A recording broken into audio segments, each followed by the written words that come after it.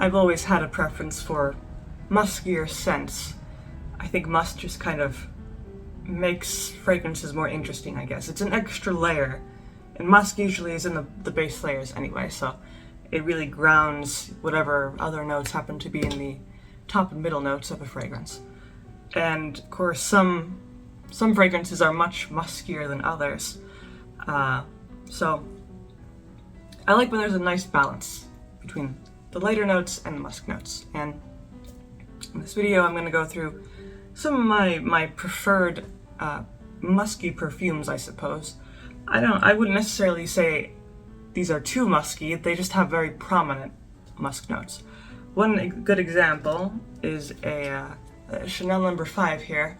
So the thing about Chanel, so it came out in 1921, and the 20s was a time when musky perfumes were starting to become popular for the first time, because before that, it was only acceptable for proper women to wear light florals, because musky notes were mainly for, I suppose, prostitutes. At least that's how society viewed it, until musk notes became more popular throughout the 20s, and then it was more universally accepted.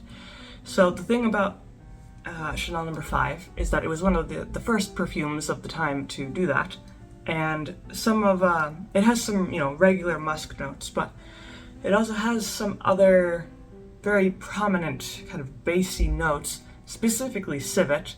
Civet is a very animalistic note, and that's blended with wood notes like sandalwood, a bit of oak moss, amber, and stuff like that. So when you first put on Chanel No. 5, you really don't get too much of the musk, but I find after a few hours, the musk and the civet notes become very prominent, and they almost dominate the entire perfume after a certain point. And I kind of like that, because it shows that this perfume is able to evolve. It changes as you wear it, and I think that's a sign of fine craftsmanship, this evolving, ever-changing characteristic. And at the same time, these musk notes are balanced out by more refreshing notes. There's some citrus in the top notes, some lemon, I believe, or bergamot. And there's also some floral notes like rose and ylang ylang and stuff like that. So, I mean, it's been around for 100 years, so obviously this perfume is doing something right. So, ever classic Chanel No. 5. Another musky perfume that I quite like came out 10 years after Chanel is Joy by Jean Patou. And the thing about this is that, so it came out in 1930 during the Great Depression, and it is primarily a floral fragrance. When it first came out, they used, I don't remember how many, 10,000 something flowers to make a single bottle, 1 ounce bottle of Joy. So that's the reason why it was very, very expensive when it first came out. I doubt they still use 10,000 flowers to make every ounce, but whatever the case, this floral fragrance does have some very prominent musk notes, which usually floral fragrances don't have prominent musk notes, they're just floral and that's it. But this definitely, because again, old style perfumes, from the 20s, 30s, 40s, and 50s, a lot of them were into musky notes and also powdery notes. Often they would combine the two. And Joy is unique because the musk notes are very intertwined with notes of sandalwood, and they're also kind of balanced out by Bulgarian rose and a few other floral notes.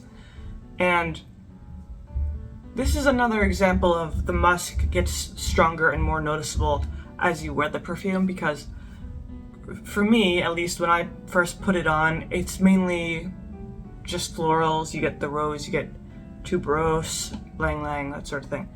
But after, an hour or so, the musk really starts to come out, along with the sandalwood. those two become very, very prominent. And surprisingly, despite the floral notes, it's actually a pretty dry fragrance. There's not a lot of sweetness. Just a touch of natural sweetness from the florals. But other than that, it really becomes this kind of dry, crisp, musky floral scent. So very interesting. It's a classic fragrance. And definitely, the thing I like is that the musk isn't too strong. Sometimes the musk is just, it smells like roadkill almost, but this is perfectly balanced, very an attractive scent.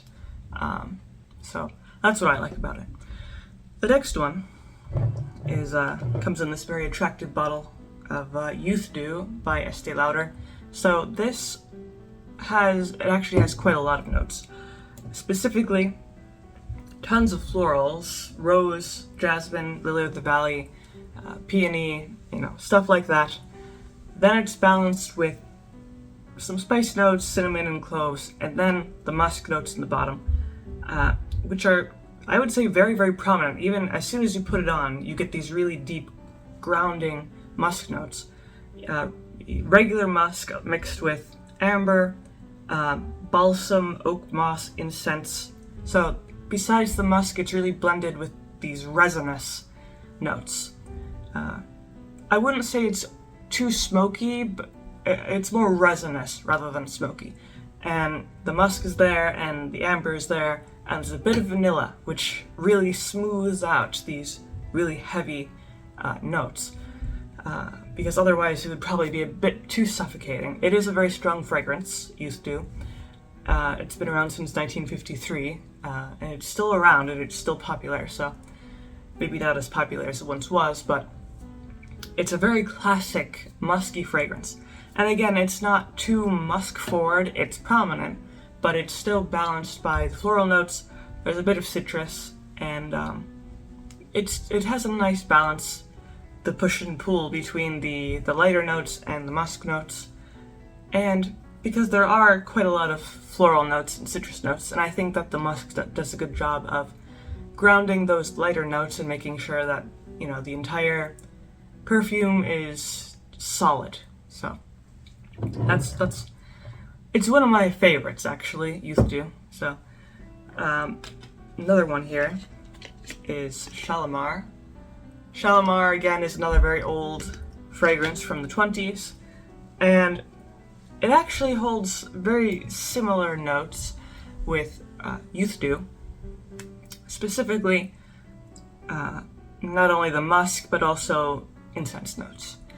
So Shalimar, I would argue Shalimar is stronger than Youth Dew, if that's possible.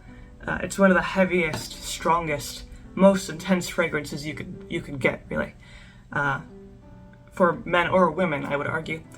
And besides the musk, there's tonka bean, sandalwood, civet, apopanax, leather, incense, and vanilla. So all of those are really, really heavy. And I would say that the most prominent note overall is kind of this smoky note, this incense note. But it's paired with the musk note, and of course the resins of the apopanax and stuff like that. Then you get the civet thrown in and as well, so to add to the musk, the animalistic nature of the fragrance. So overall, it's a very, very heavy, this mysterious scent. And it's not for everyone. Some people don't like how heavy it is. I think it's a very kind of, smoky, sultry, mysterious scent. So very interesting. And the layers are, or the notes are layered on top of each other very well, I think. With the citrus notes on the top, then you get some floral notes in the middle, and then all these really heavy musk and resin notes in the bottom. And all that really just makes this a very complex and very interesting fragrance. And it really changes as you wear it. So you could constantly kind of meditate on the smell of Shalimar for quite a long time. And you'll keep finding new things within it. And the next one, or the last one rather, is Coco by Chanel here. And I'm kind of saving this very small sample because there's not much in it, because it's so well crafted, I would say, and it has many similarities to Youth Do in the fact that it has spicy notes, but more than anything, it has these very complex, varied musk notes. Specifically, it has civet, tonka bean, opoponax, sandalwood, and amber. So, again, these all marinate together in a way, while simultaneously counteracting the notes of cloves, rose, peach, mandarin orange, all that good stuff. So it has a unique sweetness that's constantly grounded by these more musky notes, and it's just a delightful fragrance, I would say. So that's pretty much all I have to say about the musk fragrances that I currently have in my collection. If you have any preferred musk fragrances, you can leave those down in the comments below. If you liked the video, you can click the like button, maybe subscribe, and I make videos throughout the week, so stick around for those.